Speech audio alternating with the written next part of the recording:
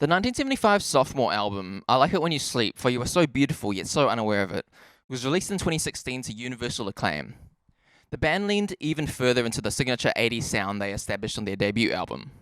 Here on album 2, we saw them begin to trade acoustic drums for drum machines,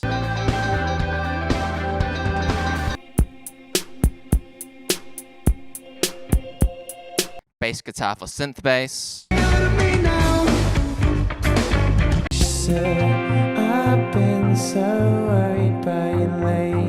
and generally express a wider range of influences.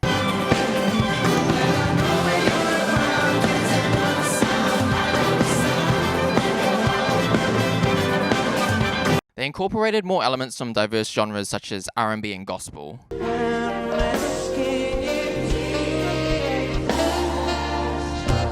it, baby.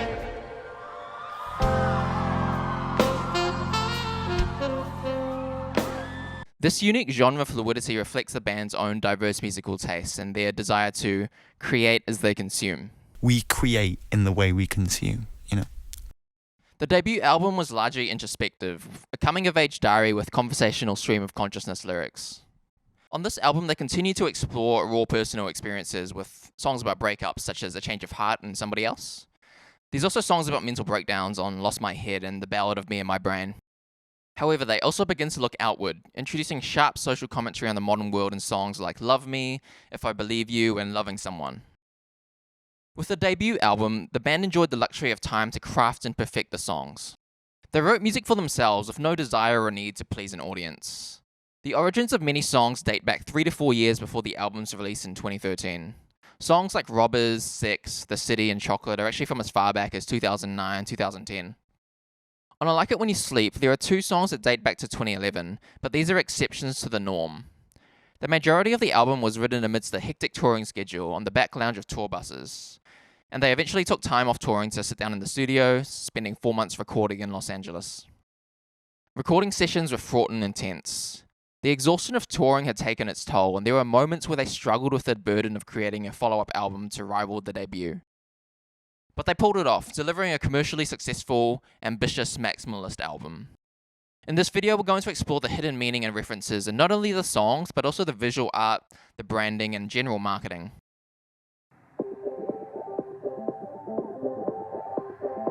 Let's start with the pretentious album title. Yes, it's absurdly long, it's like a Fall Out Boy song from the 2000s. Here's an alternate track listing for From Under the Cork Tree. I've got a dark alley and a bad idea that says you should shut your mouth. I slept with someone in Fall Out Boy and all I got was this stupid song written about me. I like it when you sleep, for you are so beautiful yet so unaware of it. The pretension of the album title reflects the band's embrace of new sincerity. But I think that people are too scared to be perceived of being like too passionate or being too involved. And I wanted to make a record that didn't come from any of those places and is absurd at times. It originates from a phrase that he said to a past girlfriend. How'd you come up with that crazy, crazy title? I mean, I came up with it. It was just something that I said to a girlfriend of mine at the time, not in as poetic a way as you could imagine. It wasn't probably very cool when I said it, but I wrote it down. The phrase existed for a long time. In October 2014, he posted an Instagram photo with the album title written in a notebook. This is over a year before the album's release. In January 2015, he then posted a poem expanding on the title. It's a single stanza with each of the 15 lines beginning with, I like it when you sleep. I really like this poem. I think many of the alternate lines are more specific and personal than the album title, which is, in contrast, relatively generic. But I do believe that the final album title is the best option because of its universality. Here's a couple of my favorite alternate lines. I like it when you sleep, for smoking is great, and I do a lot more without you awake. I like it when you sleep, for the infinite sadness of London and loss in the fold-out mattress. I like it when you sleep, forgive me dear, for all the cocaine has imprisoned me here. Let's move on to the marketing rollout of the album. In May 2015, the band deactivated their social media accounts, clearing the online slate. Now, the month of May is important because it's the anniversary of the May 1968 riots in France. The band consistently draws creative inspiration from this event and the Parisian street art that it birthed. I'll talk more about that shortly. But ultimately, the May 68 events were a socio-cultural inflection point in French history. By launching their marketing rollout in May 2015, they indicate that this is also an inflection point in the band's history. Next, on the 1st of June 2015, their manager JB Oborn tweeted this image. Quickly before we analyse this image, the date of 1st of June is also important because it's a reference to the origin of the band's name. Long story short, Maddie went on holiday in Spain, met a bohemian hippie who gave him a copy of Jack Kerouac's On the Road, and in the book, for whatever reason, someone had written 1st of June, the 1975. And the blatant disregard for English syntax and grammar intrigued him, and the rest is history. Ultimately, this image is a marketing teaser ad, but coded in the analog form of a letter. Okay, let's analyze this letter. Starting with the comic strip to the upper left, here they seem to be mocking their teenage girl fan base, especially with the last comic box. Oh my god, he was hot, and I think he liked my picture. Keep in mind that back in 2015, the band didn't have as broad of an audience as they do today. Their fan base at the time was mostly young girls. To the upper right, there's a pretty dense block of text. I won't read the whole thing, but the critical lines are, our projected identity must change, not only visually, but philosophically. How do you do that? Firstly, we must reclaim our identity and repossess our control of it. You could say it's black and white. This foreshadows the new pink visual identity of the band and indicates that they're abandoning their old black and white aesthetic. This is expressed again to the bottom left of the image, where old Maddie in black is silencing the mouth of new Maddie in pink. There is the accompanying quote, "Be young and shut up." This is a reference to street art from the May 68 French riots. The riots were a result of students rallying against increased consumerism, capitalism, and government involvement. The students felt repressed and thought that the French government didn't care about their generation. The image features new Maddie in the place of the student and old Maddie in the place of the government. This symbolizes the two areas of the band's visual identity.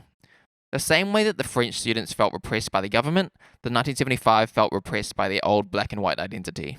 I'm 100% certain the band owns and adores this book. Beauty is in the Street, a visual record of the May 68 Paris uprising. The book documents the protest art and the posters of the movement. The band referenced the book's title with their Poetry is in the Street slogan, as associated with the Chocolate music video.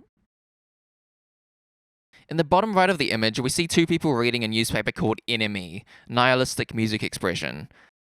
This mocks British music publication NME. In real life, NME awarded the 1975 with the Worst Band Award back in 2014. The joke is epitomized in the sensationalist headline, "Is this the end of the 1975?" There's a few other absurd headlines including, Kurt Cobain, "I'm not dead." Swim Deep, "How much longer can we slag them off?" MDMA vs. Smack, who wore it best? Finally, to the bottom right, we see the text. Camarado, I give you my hand. I give you my love more precious than money. This is a stanza from a Walt Whitman poem, Song of the Open Road. It's a part of his 1856 poetry collection, Leaves of Grass. The poem expresses the spirit of adventure in early 19th century American history. The manifest destiny of westward expansion from the original settlers in the East. The 1975 are essentially saying, join us on this journey. New album, new era, new colour.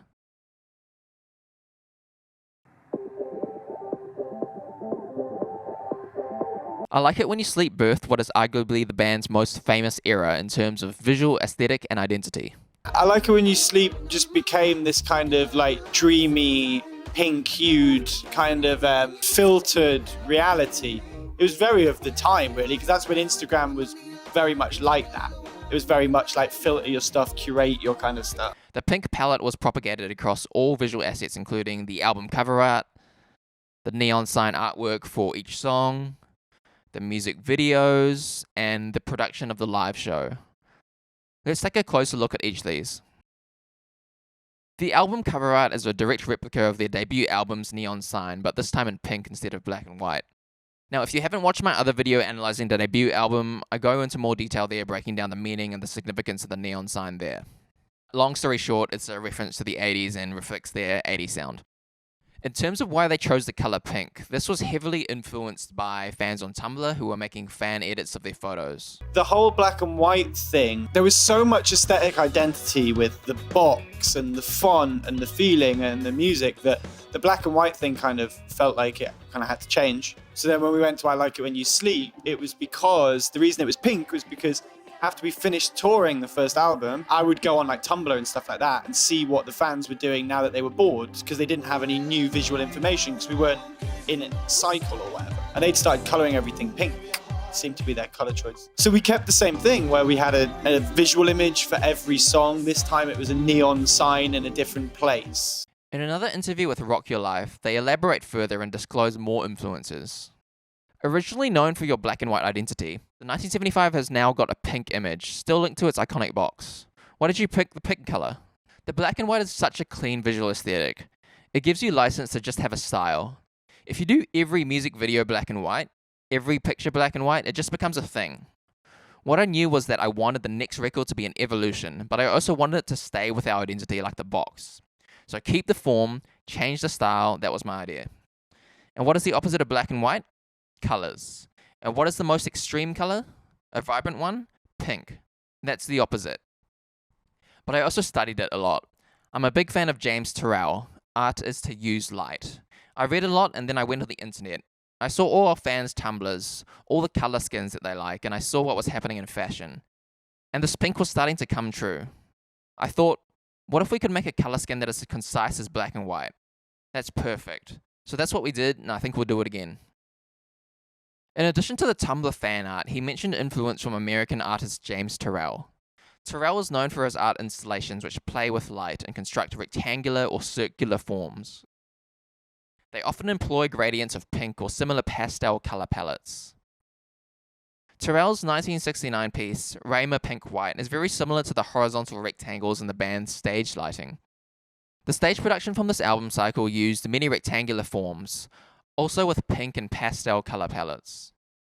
Many Turrell pieces feature repeating circular forms, challenging the viewer's depth perception. The 1975 used repeating circular forms to create a visual illusion, making the stage look larger and deeper than it really was. Lighting designer Tobias Rylander was the creative mastermind behind the show's design. This show is very much like an homage to James Turrell and light art. So Matt wanted the stage to be an art installation and a light installation more than a lighting show. Every aspect of the live show was consciously and meticulously designed. They wanted it to be visually iconic so that when people took photos for social media, it would further help to market the show. We have been thinking a lot about social media and how everything looks in social media. Because it's how you PR the message. Yeah. Like it's how you. That was a very. We knew immediately that the first thing that was going to happen was going to be iPhone pictures of the set, and it looks beautiful. Because we have 5,000 fans with phones in the audience, and they're going to communicate this message, obviously. So it can't be blurry or pixely or so. And if it ever does fade out due to movement or something, it looks really cool. Yeah. It always looks brilliant. The live show started to become a bit more of a hub of kind of information. So it would be the ultimate 1975 reference and statement. That was the idea. And it very much is now. But on I Like It When You Sleep, it was the first time our show was colourful. It was the first time our show was in the music videos, and the music videos was in the show. The live show from this era was a true spectacle. If you'd like to learn more about the technical architecture of the show, I recommend watching this video, the Synergy series, the 1975 and Tobias Rylander.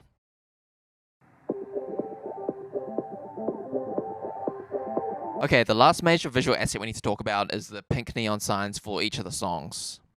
The signs spell out the song titles against various backdrops, with the different locations intending to evoke the atmosphere and sentiment of each song.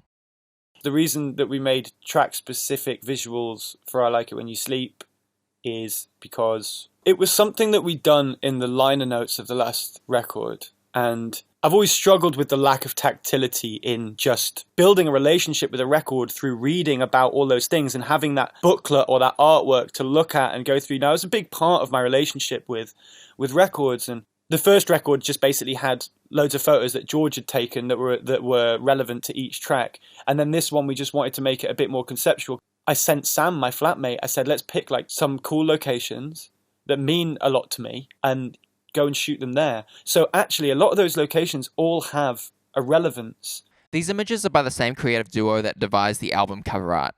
Art director Samuel Burgess Johnson and photographer David Drake. The concept was likely inspired by Scottish artist Nathan Coley. He was establishing light text installations in public spaces as far back as 2006. Many are set against serene sunset landscapes. Look familiar? His installations explore the relationship between architecture and human society. They highlight how social systems of personal, religious, or political beliefs structure our urban spaces, and in turn our individual lives. For example, in his 2007 piece, There Will Be No Miracles Here, he places the sign by a Gothic castle with 2 church spires. I interpret this as a statement on how religion and faith manifest through architecture, with churches acting as a symbol of power, knowledge, and control. So the 1975's creative team stole the neon sign idea from Nathan Coley. Shortly afterward, the UK Electoral Commission would then allegedly steal from the 1975. The Electoral Commission placed pink neon signs in public spaces as part of an election to promote their Brexit referendum voting guide. They denied copying the band and asserted that the neon sign idea was first used in the Scottish independence referendum in 2014, which is true. The 2014 Scottish independence referendum takes place on the 18th of September. You should have received your impartial voting guide by now. It's almost impossible to miss. It is difficult to deny the resemblance to the 1975's neon signs, especially with the choice to use pink neon. Overall, this beef is kinda hilarious. Like, at the end of the day, everyone copies everyone, who fucking cares? Okay, we spent a decent amount of time exploring the album rollout, marketing, and visuals. Let's crack into the songs themselves. Go down, soft sound. Track 1, the 1975, is a reinterpretation of the debut album's opening track. The lyrics are identical, but the production changes to reflect the sound of the new album. By interpolating their own song, the band symbolically establishes their new identity. From the Spotify commentary, I really wanted each of our albums to be a distillation of the one that preceded.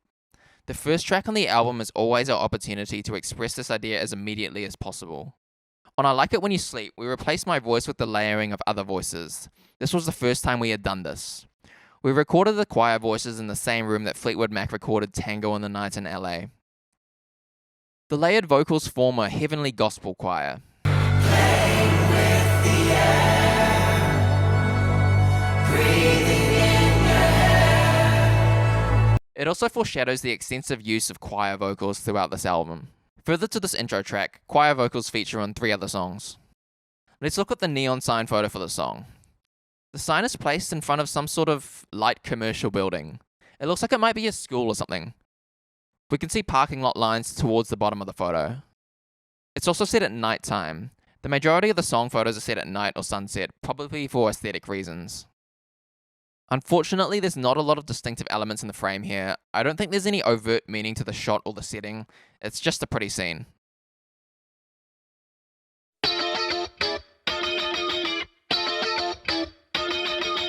Love Me opens with that iconic guitar riff, which was likely inspired by INXS' New Sensation.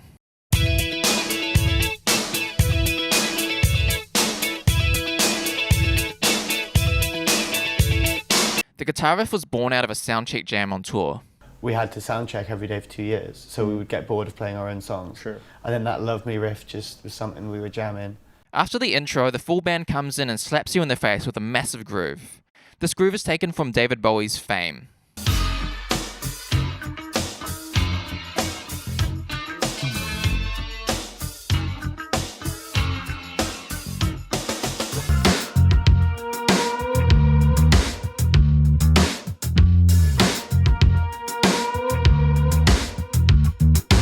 This reference is very fitting because both songs explore the negative aspects of fame and celebrity.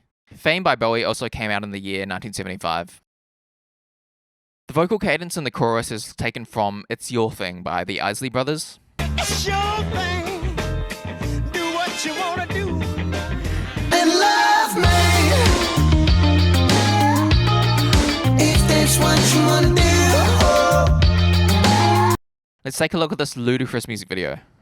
The video is presented in an old school 4:3 aspect ratio, which is an intentional choice. It evokes a sense of nostalgia for the extravagant and decadent music videos of the 80s.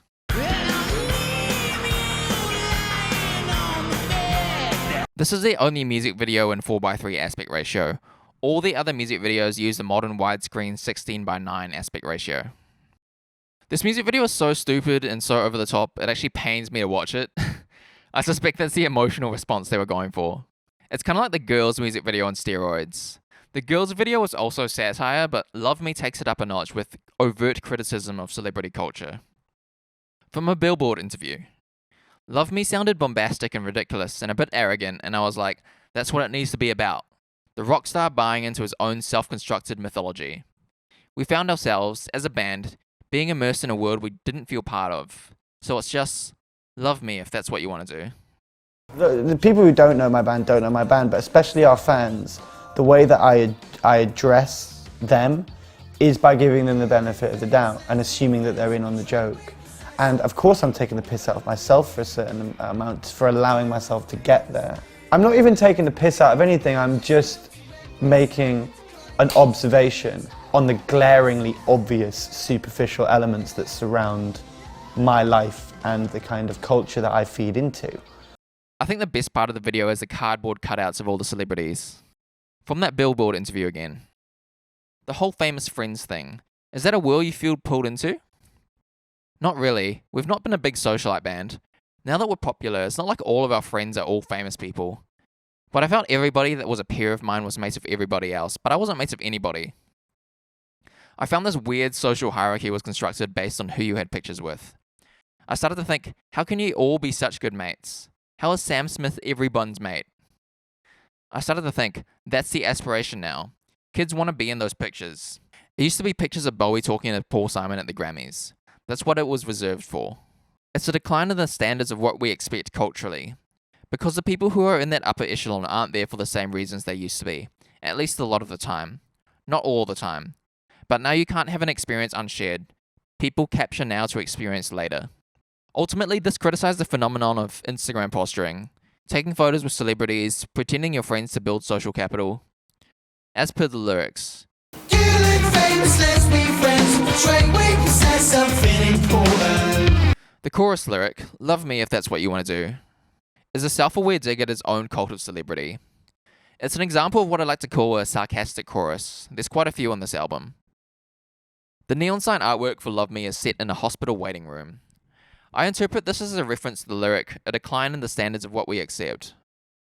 The joke being that society's standards have declined so much they're practically dead in the hospital. It could also be posing a question to anyone who's a fan of him as a celebrity. Will you love me when I'm dead?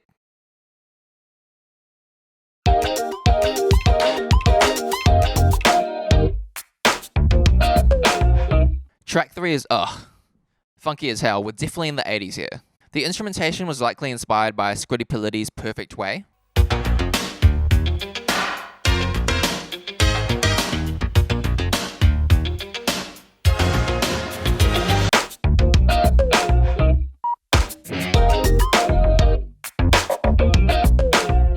This is your typical self-deprecating, drug-addled 1975 song.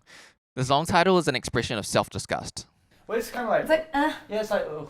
It's kind of a dissatisfaction with yourself and your feeling. You know that Okay. that regret.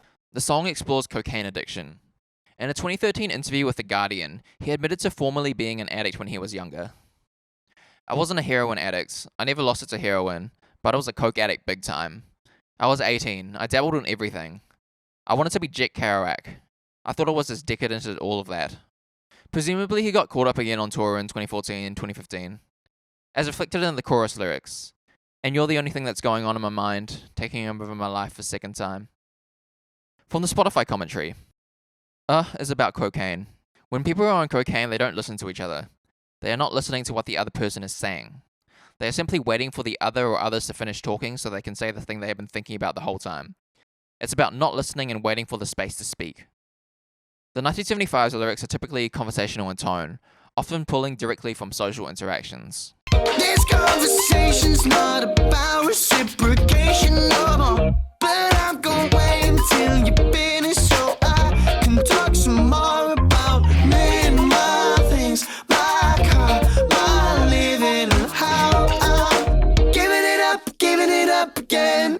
A key theme throughout this album is how he's finally become a rock star and gotten everything he's ever wanted. Surprise, surprise, it also causes him to lose himself.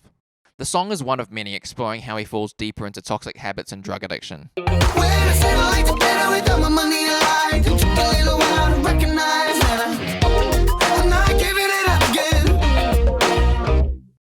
The music video shows off their live show's stage production. It's pretty much a big flex of the lighting setup and its full capabilities. A pretty straightforward performance video, kinda boring in my opinion. Although, as someone who didn't catch the band on this touring cycle, I'm glad this video does immortalize the stage setup. The neon sign photo for Ugh is set in a messy bedroom. Miscellaneous objects such as pills, liquor bottles, and a MacBook are scattered throughout. It looks like somewhere you'd wake up on a Sunday afternoon after a massive bender. From the window, we can see it's daylight outside. This is one of my favorite neon sign photos from the album. It's a very striking and expressive image. You get a migraine just looking at it. You can tell there's zero serotonin in this room. The photo concept is a reference to an art piece by Tracy Emin called My Bed. It consists of her mangled bed with various objects strewn around. My Bed was created following a depressive episode where she stayed in bed for 4 days without eating or drinking anything except alcohol. Ultimately, both images express the feeling of disgust and self-loathing brought about by her own actions.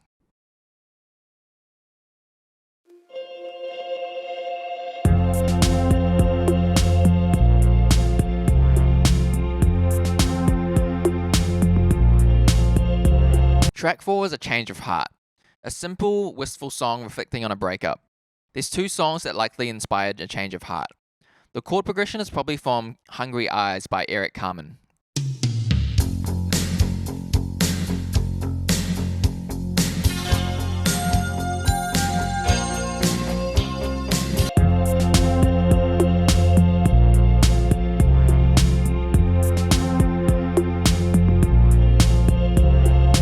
The other inspiration is Madonna's Crazy for You. I'm crazy for you. Crazy for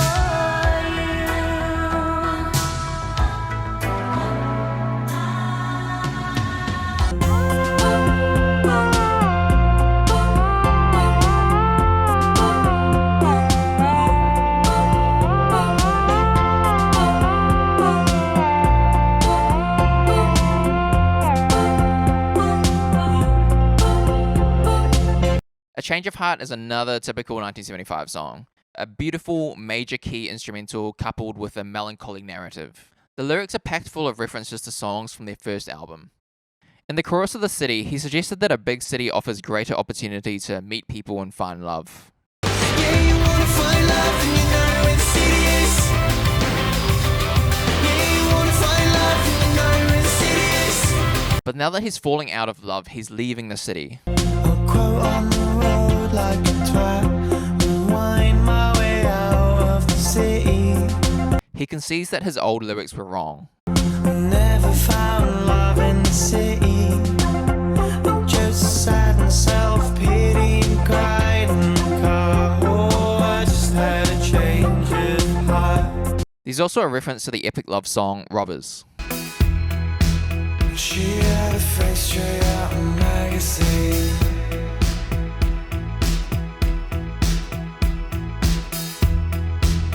Caught on the nose, but you never leave her.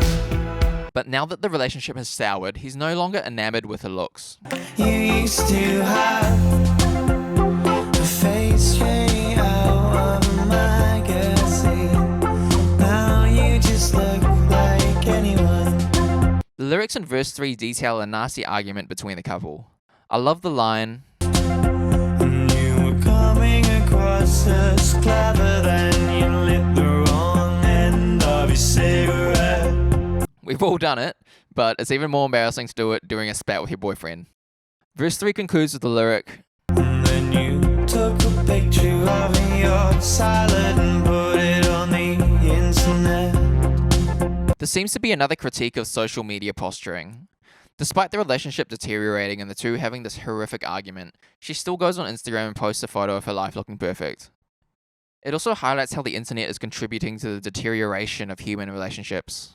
basically how we communicate and how that is being mediated by the internet is a big theme for my writing. And I think that that's the line that really starts that. That's a real moment that's happening. It's a real moment between two people. And then you took a picture of your salad and put it on the internet. It's equally as important to us now, but it's not really real. Do you know what I mean? I feel that if you've ever been in an argument with someone and you go, are you looking at your phone? Do you know what I mean? Like, it's like that kind of thing. It's like, but then you just are sometimes. It's like, yeah, I am, because I'm a fucking idiot. But that's what being a human is now. Just looking at your phone until you die. From the Spotify commentary. It was a moment in time and culture where the amount that communication had changed was impossible to ignore. It's a song where the narrative around the synthesis between technology and relationships, or the impact of technology on relationships, is highlighted for the first time. The shared moment and what that is now massively in question. Our experiences online and the validations and the denials, they are arguably as real as any salad you will eat or take a picture of. I often see I Like It When You Sleep as the crash for the ideas that came next. This alludes to the next album, a brief inquiry into online relationships. By raising the idea in A Change of Heart, we see the first foreshadowing of the concepts explored in album 3. The music video for A Change of Heart sees Maddie dressed as a clown. Clowns are a bit of a motif. I think it's about performance, and I think it's about safety. I have not felt more comfortable in my life than making the Change of Heart video when I was in a costume, because you lose that self-awareness because you don't feel like yourself. In the video, he meets a lady clown at an adventure park and they pretty much go on a date. Although they seem to have a great time together, ultimately she leaves him at the end of the video. A Change of Heart is a breakup song, and the fact that he's dressed as a clown in the music video suggests that his clownish behaviour contributed to the breakup. I want to convey the sense of resignation in being a clown. I am, have been, and always will be a clown. I think it can tire people. The music video is packed with references that are all directly explained in this image they posted on Twitter. Firstly, there are nods to Federico Fellini's 1970 film The Clowns, not only in terms of the old school aesthetic and mood, but also in regards to costume, makeup, and facial expressions. It also references the time when Michael Jackson dressed up as Charlie Chaplin. This is in reference to his smile, evoking childhood nostalgia and an uplifting positive message of a better world. There's a reference to Gene Kelly in Be a Clown. Give them tips, give them fun, and they'll pay to say you're A1. If you become a farmer, you've no weather to run. If you become a gambler, you'll be stuck with your luck. There's a reference to Bob Fosse dancing.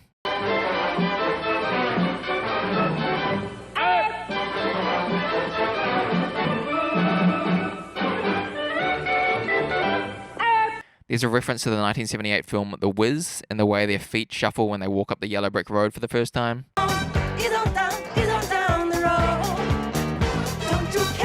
They've also elected to make the video black and white as a self-reference to their black and white era. The neon sign photo for A Change of Heart is set in what looks like a small retail storefront. It seems to be staged as a 1975 pop-up shop. On the wall we can see band-related imagery, including a promo photo and the cover art of their debut album. The image evokes a sense of abandonment and departure. It's nighttime and the place is empty. It's like everyone's rushed home, forgetting to close up shop. There's a real lack of closure highlighted by the metal security door left swinging open. The image reflects the sentiment behind the song's breakup narrative. It's as if they abandoned the relationship real quick, not even bothering to shut the door on the way out.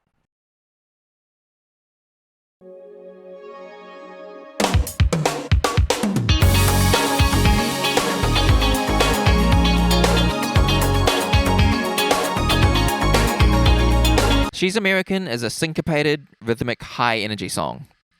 The instrumentation is groovy as hell, while the lyrics are both poetic and hilarious. The guitar lick in the chorus is taken from Lucky Star by Madonna.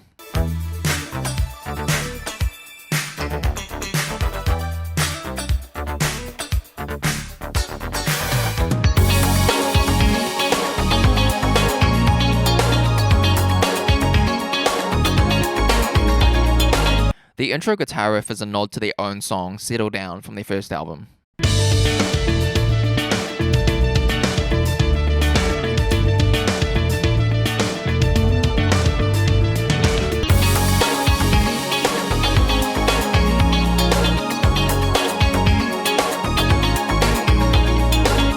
Lyrically, there's another reference to Settle Down with the opening line. Big town, synthetic apparitions of not being lonely. In Settle Down, the second verse opens with, Small town, dictating all the people we get wrong. Settle Down was set in small town northern England, where you have a very limited set of people that you interact with. In contrast, She's American is set in big city Los Angeles. However, despite being in such a populous town, the lyrics hint at extensive loneliness. This loneliness is medicated through social media posturing, the synthetic apparitions of not being lonely. She's American mirrors Settle Down again on the next line.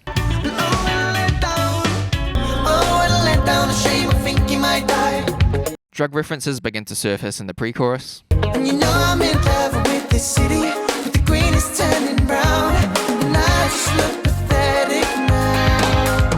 This hints at his drug use shifting from weed, which is green, to heroin, which is brown. Also, around the period in 2015 when the song was recorded, LA was experiencing record droughts. The green grass was literally turning brown.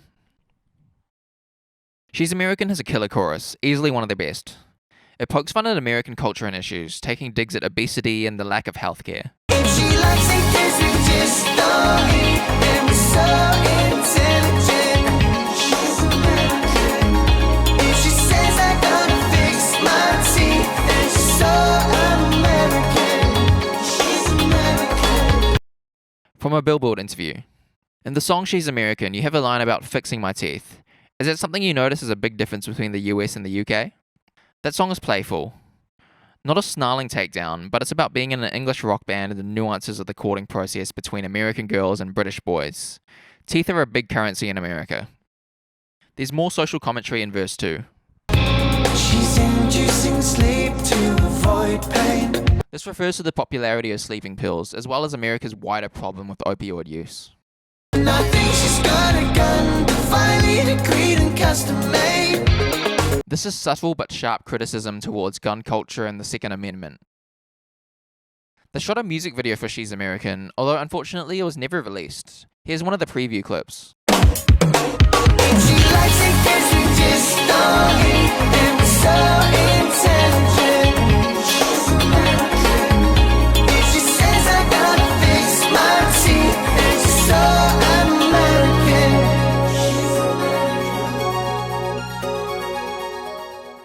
It probably didn't come out because having backup dancers holding guns is somewhat distasteful.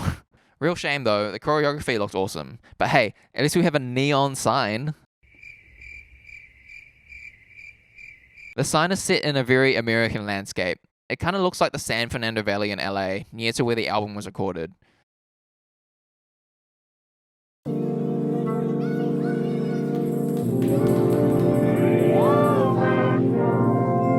If I Believe You explores religion and faith. It's something of a successor to one of the band's earlier songs, Antichrist, from their very first EP back in 2012, Face Down. This is the same for you.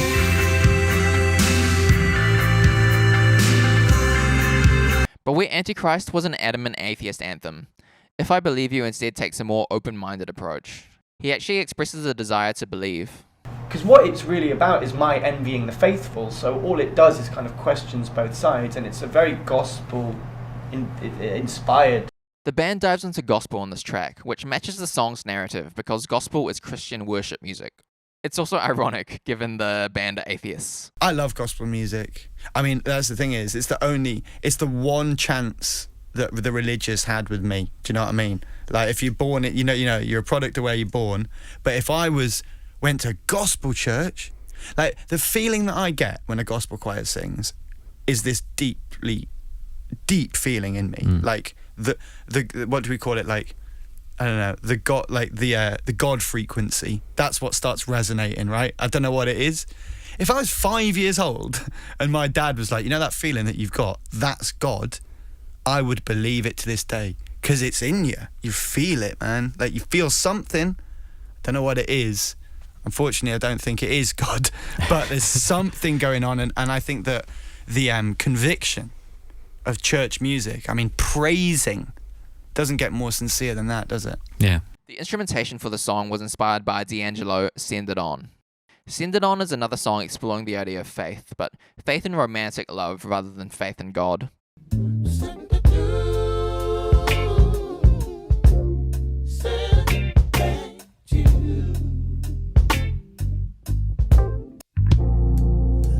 If I believe, will that make it stop? Lyrically, this is obviously a very personal and spiritual song. We see him pleading to a higher power, seeking meaning and salvation. I got a God-shaped hole that's infected. The term God-shaped hole originates with 17th century French philosopher Blaise Pascal. Pascal was a devout Catholic, and the phrase suggests that humans need God in order to be fulfilled. Figuratively, we all have a hole in our souls that can only be filled by God. Surveying all religions on this planet, it's clear that regardless of how they differ in practice, they are all structured towards providing a sense of purpose and meaning for the individual. For the religious, this meaning and purpose was provided by God. Unfortunately, it isn't an option for atheists. In an increasingly secular society, atheists need to create and find their own meaning to fill that God-shaped hole. I thought I met you once or twice,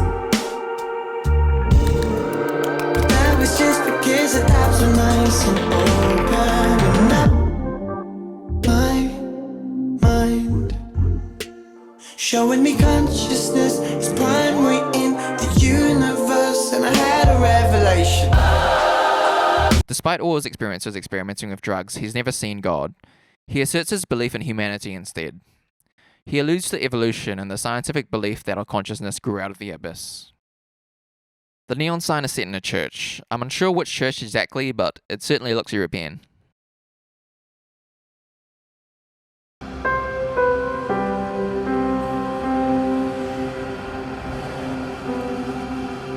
Please Be Naked is the only instrumental song on the album, a gentle and calming track.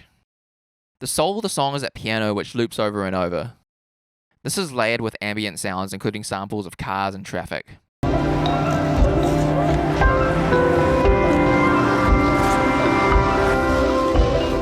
The song was likely inspired by Skin's Pure Mini Mix, as composed by David McGuinness.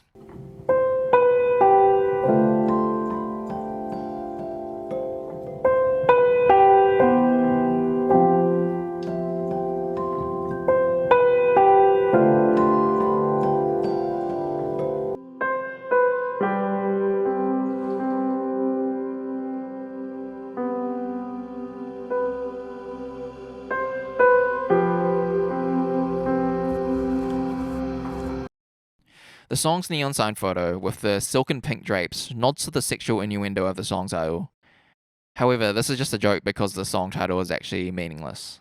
What's the meaning of the story behind the song Please Be Naked? Well, it's instrumental, so it just needed a nice set of words, and that was something that was written down on my I think phone. everyone's expecting like an overly sexualized R&B song when they see the title of that. Yeah, exactly, and it's really not that. It's not a song. It was originally a song called London because if you walk around listening to Please Be Naked with your headphones on, you can't differentiate between the cars driving past and the cars and the headphones. And I really liked that because I wanted to make a song that was about kind of walking back to my flat in London. So maybe it was about you when I got home. In the live O2 Arena version of the song, a bunch of beautiful visuals of the ocean accompany the song.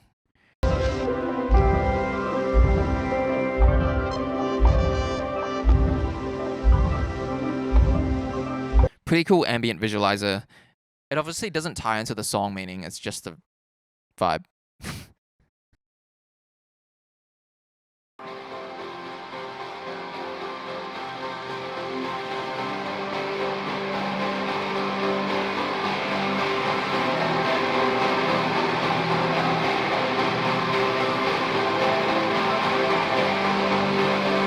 Lostmyhead is an oddball shoegazy song. It's sonically quite dark and a bit of an outlier on this album. In my opinion, it would be better placed on their first album. They should have swapped Lostmyhead for Girls. Girls totally fits this album. The reason they included Lostmyhead here is because, thematically, it helps segue into the next track, A Ballad of Me and My Brain. Lostmyhead is a very old song, one of the first 1975 songs ever written. That song stemmed from a side project, Drive Like I Do, that I made in my bedroom. That was one of the original demos, so a lot of the stuff in that song was recorded in my bedroom in 2011. That, Medicine, which I rewrote for the BBC thing, and The Sound, which I wrote in 2011 as well. I wrote that melody 5 years ago and it never left me. The Drive Like I Do version of Lost My Head still circulates the internet. It's much shorter and more stripped back with just guitar and vocals. And there's a music video for this version of Lost My Head. Check it out.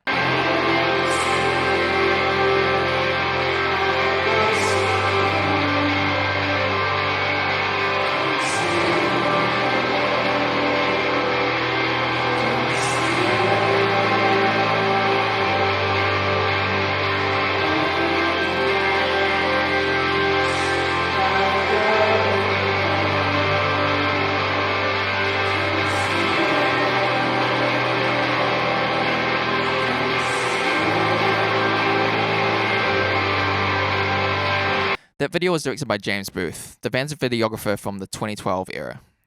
Overall, I really adore this demo. The vocals are so raw, and I love the abrasive guitar tone. It's like the sonic equivalent of a messy come down from a bad drug trip. It sounds really strung out and totally suits the song's narrative. Moving on to the album version of the song. Overall, the album version feels muted and overproduced. I get that they had to pretty up the song to match the slick production of the album. It is what it is. The album version also introduces drums and builds a crescendo, but it doesn't build to anything meaningful. There's no payoff.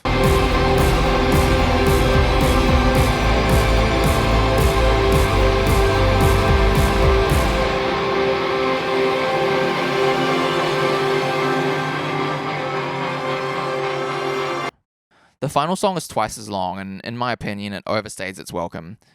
It's kind of disappointing. Hate to be that guy, but I only listened to the demo. Lost My Head is clearly inspired by My Bloody Valentine's Sometimes.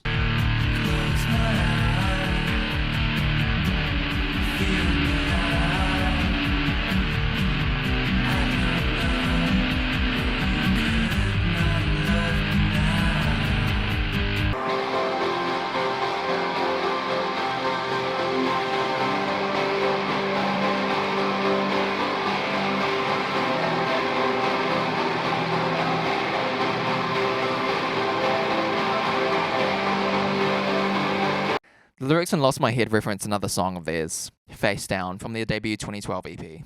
Face Down is a song about someone seemingly experiencing a drug overdose.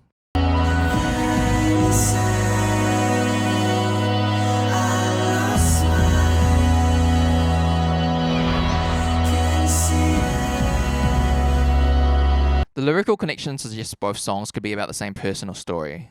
They certainly share the same theme. In my opinion, Lost My Head is likely about a drug-induced mental breakdown. I had a bit of an episode, to be honest, in a hotel in like the Lower East Side, and it wasn't pretty. The neon sign image is a reference to the rooftop of that New York hotel. Another visual of note. At the 2016 live show at the O2, there was a video wall accompanying the song. It's a relatively abstract image. The colour is very desaturated, almost monochrome. Combined with the texture, it reminds me of a cliff face that's crumbling and decaying. It's like watching your brain receptors melt away. I interpret this as a visual representation of said mental breakdown.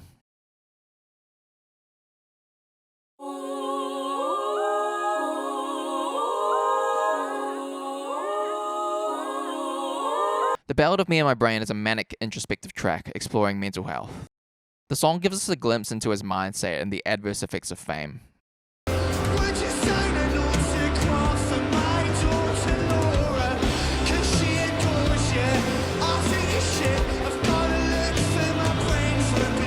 The song opens with a series of swelling female vocal samples. Sonically, these would typically be considered quite angelic, but their tonality evokes a sense of madness and discomfort. This is reinforced by the dark synth bass and the somber chord progression, which builds a disconcerting soundscape.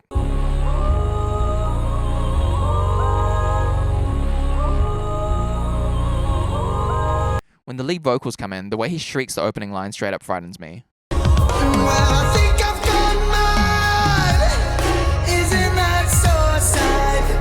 Lyrically, the song personifies his brain as a separate physical being that's gone missing, as if it were a lost cat or dog.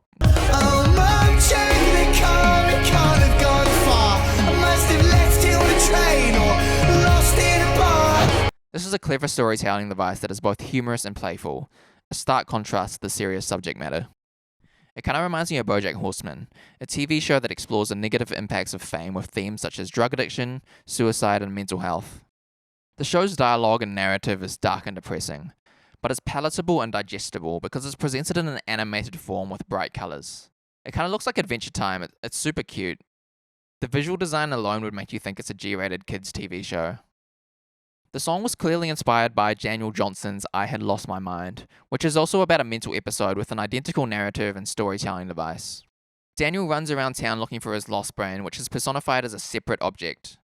As part of the search, he also has a conversation with a woman. Well, I was sitting in the basement when I first realized it was gone. Got in my car, rushed right over to the Lost and Found. I said, pardon me, but I seem to have lost my mind. She said, well, can you identify it, please? I said, why, sure, it's a cute little bugger. About yay big, a little warp from the rain. She said, well then, sir, this must be your brain. I said, thank you, ma'am, I'm always losing that dang thing. A child telling bus declared my name. Asked if anybody'd seen my brain. The brain was last seen going for a run. And would you say the autograph for my daughter Laura? 'Cause she adores you, but I think you should. I've gotta look for my brain for a bit. Maddie disclosed that the song was born out of a time when he and George were experiencing personal issues, which led them to grow apart for a brief period. George and I are like brothers. We had never left each other's side. We complete each other. And my problems at that time separated us a little bit. It catalyzed the troubles he had had and solidified all of the issues that I was having in return, and it became this really dark time. And born out of that was the Ballad of Me and My Brain. So now, retrospectively, I can think that it was all okay, but it really fucked us up as a couple, because we are a couple, really. The distance that we travelled away from each other turned out to be a really important part of the album. When George got better, the unity we felt when we got back together was like I'd been away from my wife for 6 months, and I just picked her up at the airport, and it was sunny, and we were going on holiday. I know that sounds mad, but it's true. Keep in mind that Maddie and George are the creative driving force behind the band. Maddie's more the songwriter, while George is more the producer. So George is the magician, and George is the magician. So he laces it together. He's my hands and my heart. And no, what is he? What have we got? Brain, heart, hands. That we've never left each other's side. So we are this really symbiotic kind of relationship. And given they're a creative duo, it can be interpreted that George is a part of Maddie's brain. This lends another perspective to the song. It's not only a ballad of him and his brain, but also the ballad of him and George, his lost creative partner. The neon sign for the song depicts a London street corner. On the building to the right, we see the sign Askew Road W12, indicating that this is the West London suburb of Shepherd's Bush. To the left of the image is a Sainsbury's grocery store, a reference to the lyric where he suggests his brain is at the store. It's likely in the Sainsbury's, flirting with the girls and waiting for me. One of my favourite lyrics, I love the name drop of a supermarket chain. It's like the celebration of the everyday mundane that a listener can connect to. I also love imagining the scene of his brain hanging out at the store and flirting with the girls.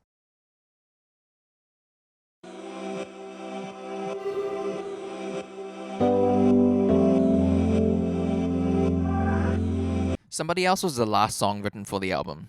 Apparently the song was written in just 90 minutes, and I can believe that. Fundamentally, it's a very simple 3-chord song, built with musical loops from mostly synthesized instruments. Electronic drums, electronic bass, electronic piano. The electronic piano is a common texture in 80s music. There's a song by 10cc called I'm Not In Love that's really big on E-piano. I'd like to see you, but then again, that doesn't mean you mean that much to me. The 1975 have repeatedly highlighted the song as a huge influence. The ambient wall of vocals from that song definitely influenced Somebody Else.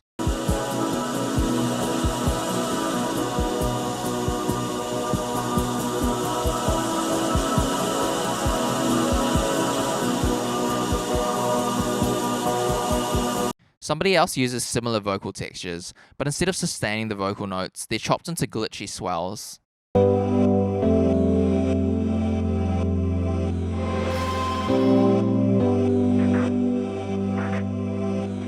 Somebody Else is obviously a breakup song, and in that sense it's similar to A Change of Heart. A Change of Heart explores the deterioration and ending of a relationship, whereas Somebody Else explores the jealousy and guilt after it's over. The bridge lyrics offer more cultural observations on 21st century dating. Get someone you love. Get someone you need. Fuck that, get money. I can't keep myself 'cause I'm not alone. They highlight society's inability to make time for intimacy. It's like a defense mechanism. Trying to find a partner is too difficult, so let's just distract ourselves and make money. The music video for Somebody Else is an introspective visualization of a post-breakup personal crisis. The video picks up directly after the end of the Change of Heart video. As I explained just before, the narratives for these two songs share a chronological thread. At the beginning of the video, we see Matty coming home, where he takes off his clown makeup and changes out of his clothes. He tries to talk to his partner, who is himself, but there's nothing but silence and clearly a severe disconnect. On the wall to the left, we see drawings of rabbits. The entire fit-out of the room is a reference to David Lynch's short horror film, Rabbits. On the wall towards the back of the room, we see a small image hanging. Oh, you can't see that? Okay, let's zoom in. Okay, enhance image. Oh, Robbers reference, motherfuckers. It's a photo of him with the actress from the music video of Robbers, Chelsea. After the video intro, we see him leave the house and we see him sitting alone in a diner. This contrasts the music video for Robbers, where they sat together in the diner as a couple. Keeping in mind that Robbers is a love song, this juxtaposition further highlights his loneliness and ties into the themes of Somebody Else. There's another reference to Robbers, the scene where he sings on the table. When she gets his gun, he's begging, babe, stay. Don't want your body, but I hate to think about you with somebody else. He goes to a strip club and there's a reference to the music video for Girls. He meets a stripper who seduces him and they go to the parking lot where they fuck in a car. Eventually he finally wakes up and realizes he was actually alone the whole time. This is the same twist as Fight Club, where the narrator created Tyler Durden as an alter ego to act out the things he couldn't do himself. The security camera POV shots replicate the shots in the Fight Club car park scene.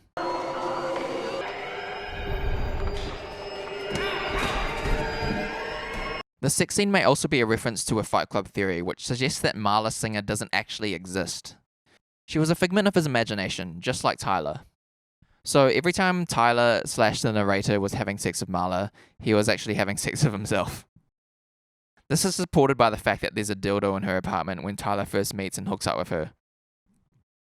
There's also foreshadowing in the airport scene where his check-in luggage was flagged for vibrating. The security guard insinuates it's because of a dildo. 9 times out of 10, it's an electric razor, but every once in a while, it's a dildo. I don't own. Ultimately, Somebody Else seems to play into this theory. We learn that the stripper doesn't exist, he was just having sex with himself. The overall message of the music video is you must first love yourself before you can love somebody else. The neon sign photo for Somebody Else is set at nighttime under a bridge. It's obviously an urban city, although I can't identify anything more specific about the location. My emotional takeaway from this image is a sense of loneliness and regret. Vibe with me for a sec. You're like a couple weeks out of a bad breakup. You've been working late at the office to keep yourself busy, rather than go home and be alone with your thoughts. It's getting real late on a Monday evening, but you still don't want to go home, so you waltz down to the water and reflect on your feelings. You skip stones, looking across the water, over to the port, with the cranes and the shipping containers. You realize that the supply chain never stops. The world keeps turning. Life goes on, and you are okay.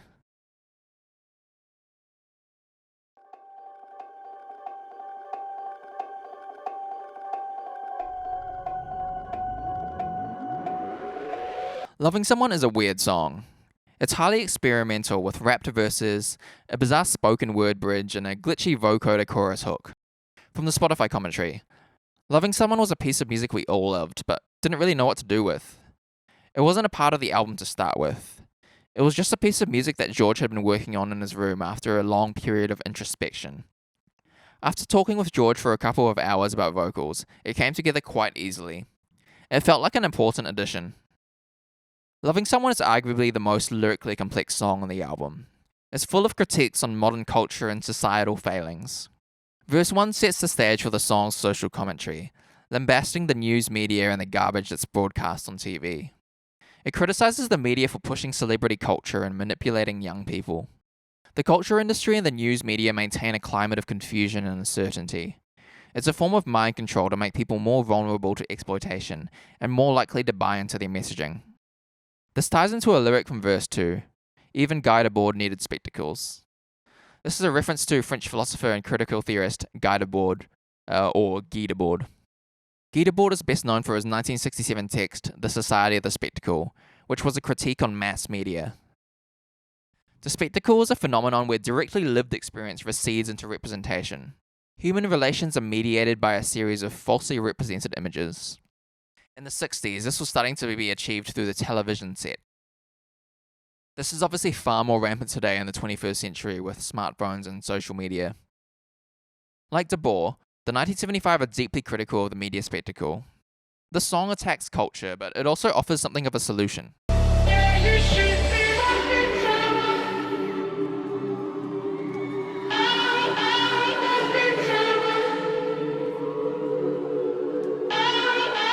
The chorus hook suggests we should ignore the cultural garbage on the news and TV, and instead focus on genuine connections and relationships. So remember what I just said about the Somebody Else music video? That the video's message is that you need to love yourself before loving somebody else?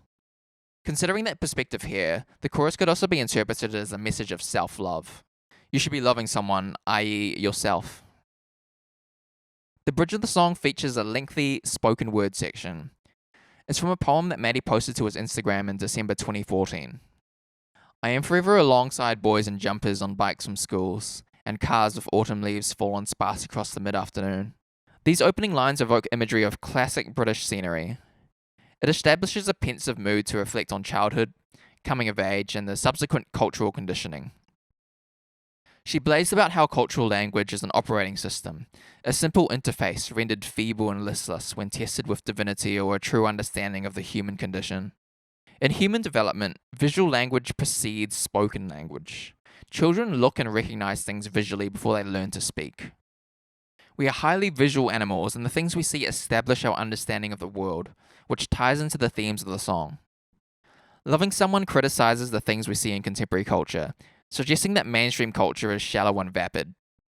It could never even begin to approach the infinite complexities of life and the human experience. However, art can perform this role. I never did understand the duality of art and reality, living life and treating it as such, but with a certain disconnect, to a touch that cajoles at the artist with comfort and abandon. There is always a disconnect between what we see and feel, and how well we can articulate it, whether through music, painting, or other mediums. At the same time, art is often a solitary pursuit. Many artists are arguably quite disconnected from quote-unquote normal society. To invest your soul into your art is to abandon yourself, but it can also be comforting.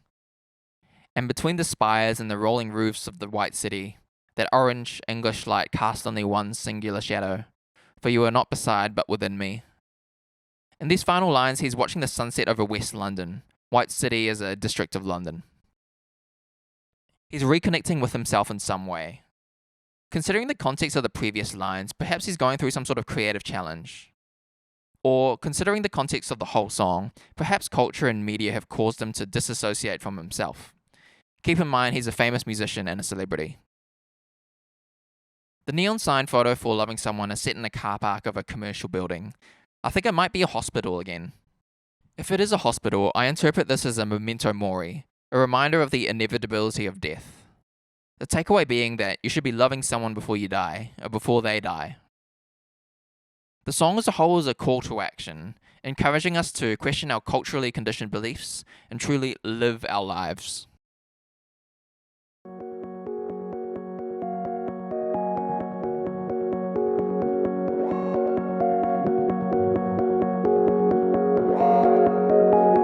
The title track is an ambient electronic experiment. It evolves a lot throughout its 8 minutes, from a relaxing ambience to a high-energy groove driven by a fat beat.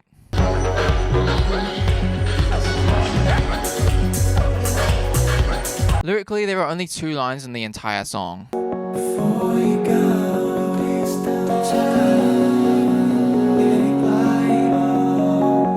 In British culture, the big light refers to the main light of the room. This line alludes to somebody leaving him, perhaps a breakup.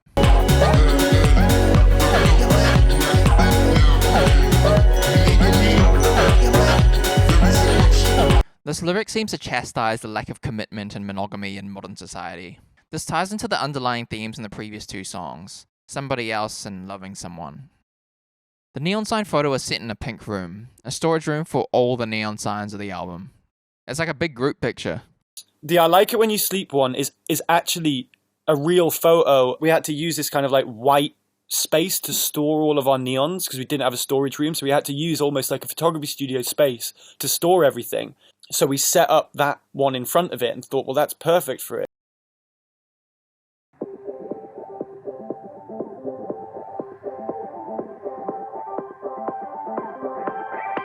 The Sound is the huge, unashamedly pop banger. It's a song that's existed for many years. They actually considered putting it on their debut album. The Sound will be the oldest song on the album. The Sound is the oldest. The Sound didn't make the first album.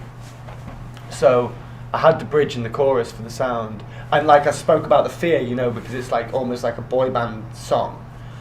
We didn't have the confidence on the first album to pull it off. It was just too much.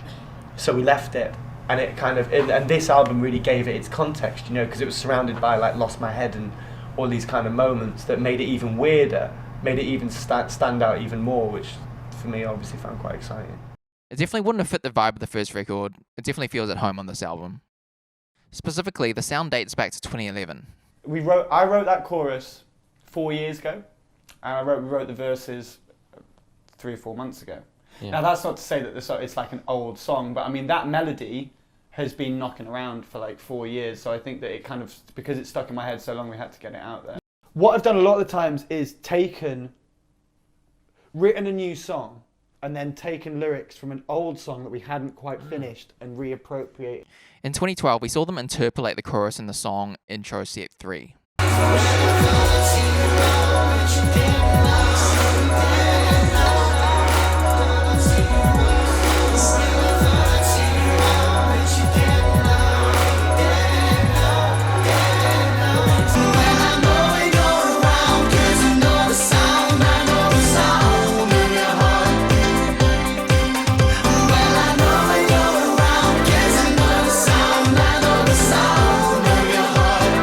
Musically, The Sound was inspired by the Prince song I Wanna Be Your Lover.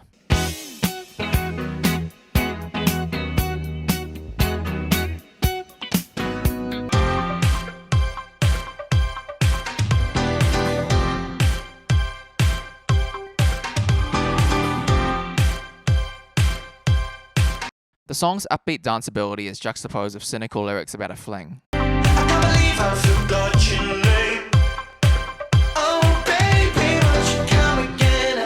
Verse 1 has some back and forth with this girl. She said I've got a problem with your shoes and your chicks, but I might move in. And I thought that you were straight, now I'm wondering. The whole song is him pretty much just sweet talking this girl. You're so conceited, I said I love you. What does it matter if I lie to you? The chorus lyrics are an example of what I like to call a sarcastic chorus.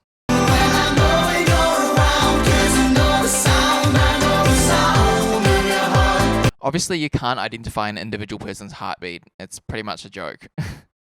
In verse 2, he talks about a simple Epicurean philosophy. This is in reference to Greek philosopher Epicurus, who argued that pleasure or happiness is a chief good. In the context of the song, his Epicurean approach to life is repeatedly hooking up with this girl, which is how he devotes himself to pleasure. The neon sign for The Sound is set in a long tunnel. It looks like a pedestrian bridge you might find over a train line or something. It reminds me of the music video for the song Face Down, which also features a long tunnel. That video came out in 2012, and we know The Sound was written around 2011. They also did a photo shoot in a similar tunnel back around 2012, 2013. Therefore, I interpret this neon sign photo as a reference to the age of the song and the time period in which it was written. The music video for The Sound is a playful rebuttal to the band's critics. The band performs in a glass box structure. It's as if they're zoo animals on display for entertainment. A bunch of pretentious music critics are watching them perform. The glass box also symbolizes how they've felt confined by criticism. The twist of the video is that the band swaps places with the critics, putting the critics in the box. Pretty straightforward video, they're slapping back at the haters.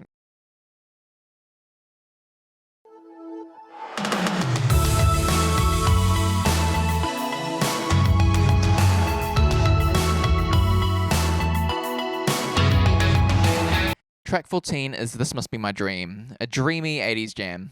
Can I use the word dream twice in a sentence? Whatever. From the Spotify commentary. This Must Be My Dream was the first demo we made for I Like It When You Sleep. It made me realize what the record was going to sound like. Our naive preconceived ideas of what pop was, from its heyday, like the sound of Jimmy Jam and Terry Lewis. The song title refers to him finally achieving his dreams of being in a successful touring band. It's a song about being away on tour, obviously. And about this must be my dream. I was wide awake before I found you. This must be my dream. I can't wait for you, boy. You know, so it's all about that kind of thing. Overall, the song explores the dualities of life on tour. The uplifting chorus celebrates the successes and the sense of adventure.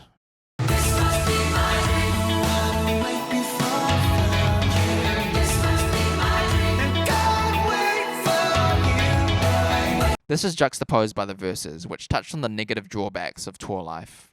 He alludes to disappointing exchanges with the girl back home, showing how being on the road has strained his relationships. You got excited and now you find that your girl won't even get you undressed or care about your beating dress.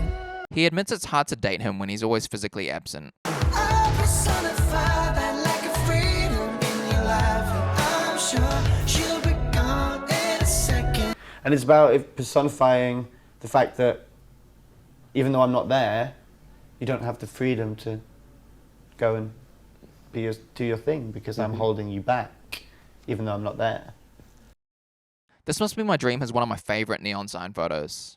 It's a hyper-stylized, otherworldly beach with breathtaking pink and blue hues. Absolutely gorgeous tones. The beach serves as a distant dreamlike escape, reflecting the chorus lyrics and the euphoric production of the song.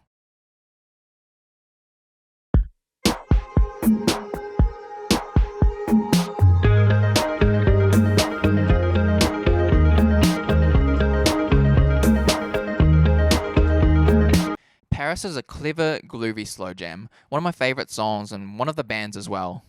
From the Spotify commentary. Paris is my favourite song on the album. Paris is a state of mind, the romantic ideal of what we dream for relationships to be like a movie, but the movie always ends up being The Graduate. Let me explain that reference real quick. Mainstream romantic movies always conclude in a happy ending with the couple getting together, but the ending of The Graduate subverts this happily ever after. Spoiler alert for a 50-year-old movie. In the final scenes of the film, Benjamin interrupts Elaine's wedding to another man. They flee the ceremony together, escaping onto a bus. We watch them ride off together into the metaphorical sunset. Most movies would roll credits here. However, The Graduate refuses to end. The camera lingers on the couple for uncomfortably long. We see them quietly sitting together as their elation gradually fades. Their expressions become more serious, suggesting they're slowly realizing the gravity of the situation. It's like, what do we do now? Ultimately, The Graduate suggests that it's not happily ever after. This is a similar sentiment explored in Paris. The song shows that, after the initial romantic whirlwind, relationships can and do go wrong. Paris tells the story of a relationship between a vapid, image-obsessed girl and her depressive, nihilistic boyfriend. The relationship is growing stale as he finally realizes her shallowness.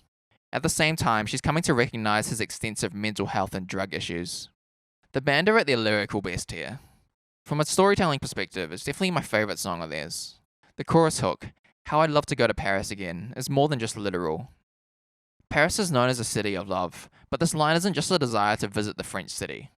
Rather, it expresses a longing to return to a period in their relationship before things soured. From an interview with Rock Your Life. Talking about love, there's a song called Paris, and, well, we're in Paris, so what's the story behind this? Paris is obviously a romantic place. This is the city of love, culturally. This song is about a girlfriend. We've never really been to Paris, and we always said that we were going to.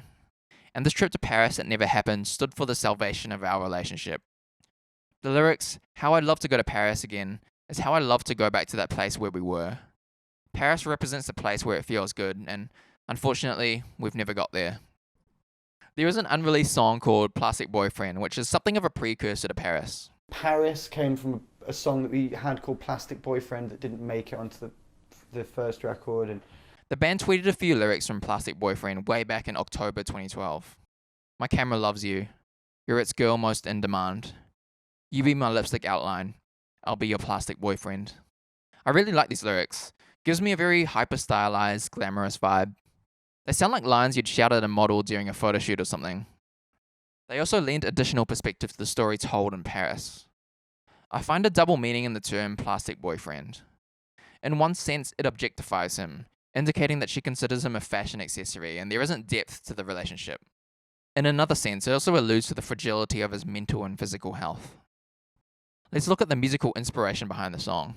Paris was primarily inspired by a song called The Mercury Girl by The Cleaners from Venus.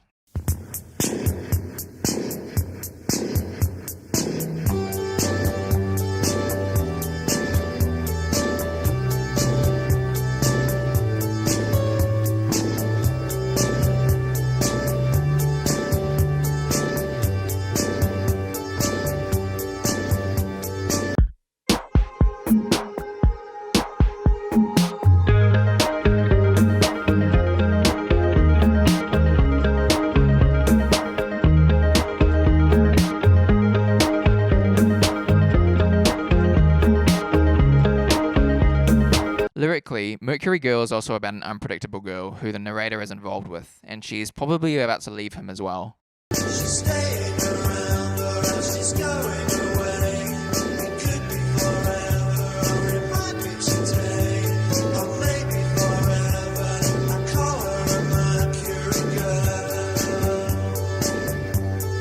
Another song that inspired Paris is Only You by Yazoo. There's a lot of similarity in the descending chord progression and the vocal melodies. All I needed was the love you gave. All I needed for another day. And all I ever knew. Only you. And so she wrote a plan for it. On the back of a fag packet.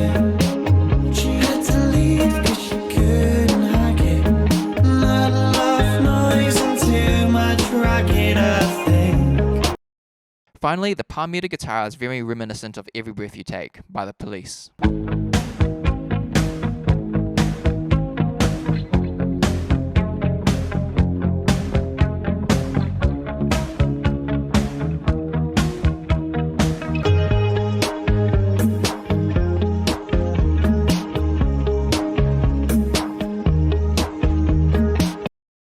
The neon sign for Paris is set at nighttime in an urban park, overlooked by a block of apartments. Not a lot of distinguishing features in this photo. I'm going to take a wild guess and presume it's set in Paris.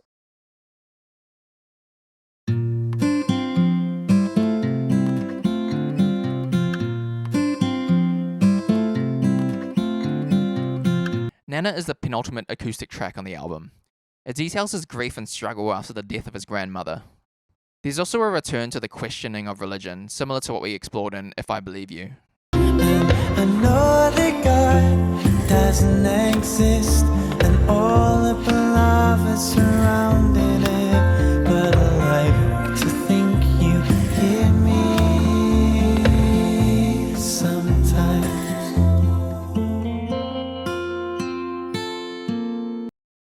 The neon sign image is set in the living room, probably his old family home. It's your typical old-timey British living room. I mean, check out these curtains.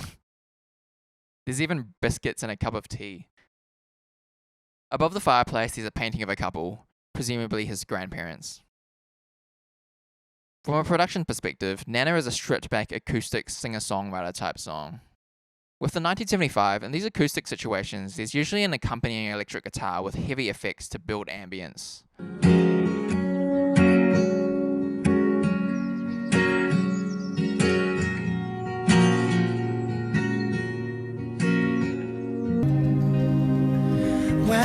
think we better go.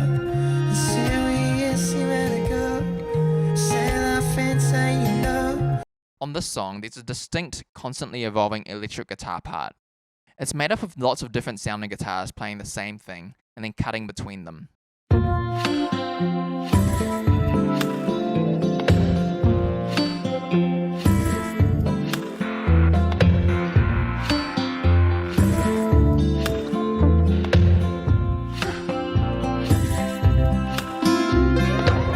Adam shed some light on this in an interview with Premier Guitar. There is another track on the album that we wanted to create this blanket of guitar sounds. We recorded the guitar part, captured the DI, and then went and cut it up and reamped each little section. Each time we did the part with a different set of pedals and effects that constantly changes throughout.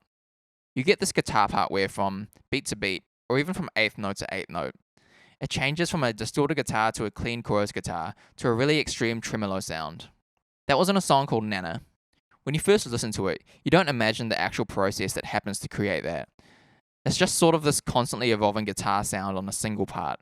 The work that went into recording the guitar part took like 2 days in the studio for one seemingly incidental guitar part on the album. Overall, Nana is one of the saddest songs ever. I literally cannot listen to it. His voice actually breaks in the last lyric. But I'm bereft, you see. I think you can tell.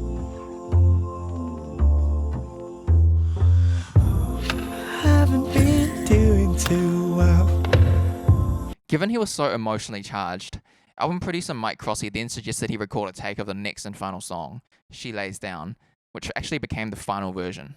Okay.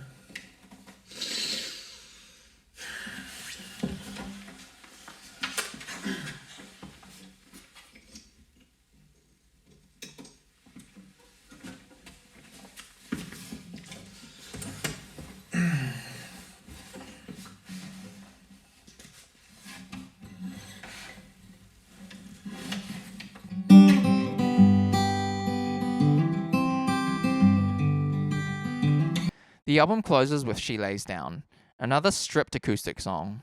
Here he tries to empathize with his mother's postnatal depression. She Lays Down is about my mom. It doesn't get much more personal than that.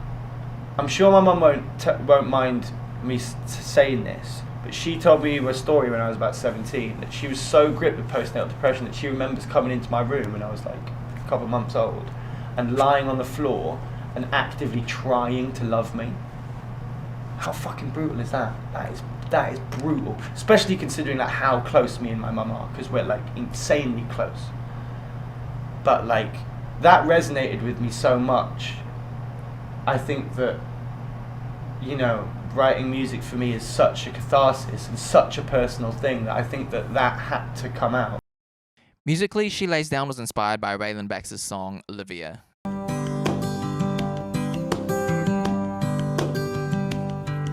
Love is such a pretty thing,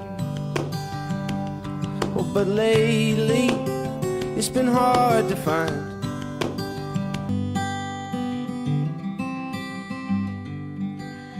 She lays down on a bedroom floor.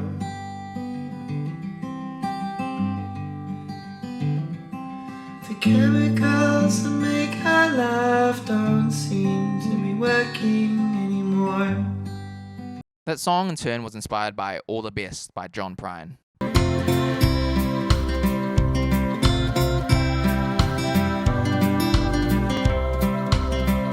I wish you love and happiness.